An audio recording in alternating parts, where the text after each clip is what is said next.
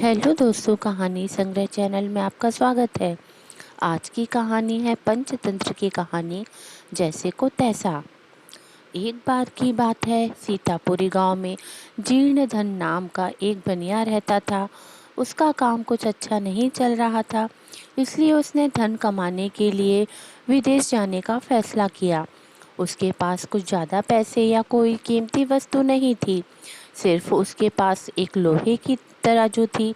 उसने वो तराजू साहूकार को धरोहर के रूप में दे दिया और बदले में कुछ रुपए ले लिए। जीर्णधन ने साहूकार से कहा कि वह विदेश से लौटकर अपना उधार चुकाकर तराजू वापस ले लेगा। जब 2 साल बाद वह विदेश से लौटा तो उसने साहूकार से अपना तराजू वापस मांगा। साहूकार बोला कि वो तराजू तो चूहों ने खा लिया। जीर्णधन समझ गया कि साहूकार की नीयत खराब हो गई है और वह तराजू वापस करना नहीं चाहता। तभी जीर्णधन के दिमाग में एक चाल सूझी।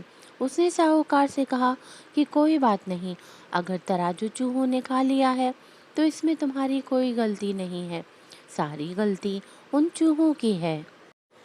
थोड़ी देर बाद उसने साहूकार से कहा कि दोस्त, मैं नदी में नहाने जा रहा हूँ, तुम अपने बेटे धनदेव को भी मेरे साथ भेज दो, वो भी मेरे साथ नहा आएगा।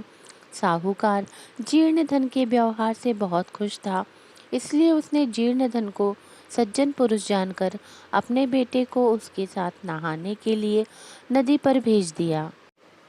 जीर्णधन ने साहूकार के बेटे को नदी से कुछ दूर ले जाकर एक गुफा में बंद कर दिया। उसने गुफा के दरवाजे पर बड़ा सा पत्थर रख दिया, जिससे साहूकार का बेटा बचकर भाग ना पाए। साहूकार के बेटे को गुफा में बंद करके जीर्णधन वापस साहूकार के घर आ गया।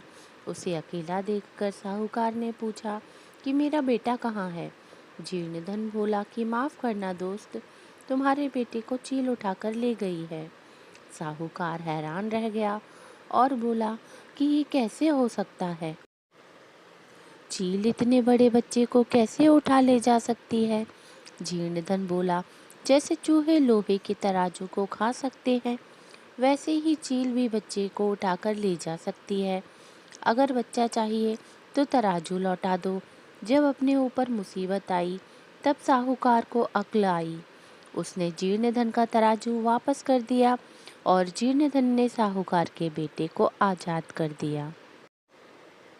कहानी से सीख, जो जैसा व्यवहार करता है उसके साथ वैसा ही व्यवहार करो, ताकि उसे अपनी गलती का एहसास हो जाए। तो दोस्तों, आपको आज की कहानी कैसी लगी हमें कमेंट करके ज़रूर बताएं और चैनल को लाइक और सब्सक्राइब करना बिल्कुल भी ना भूलें। धन्यवाद।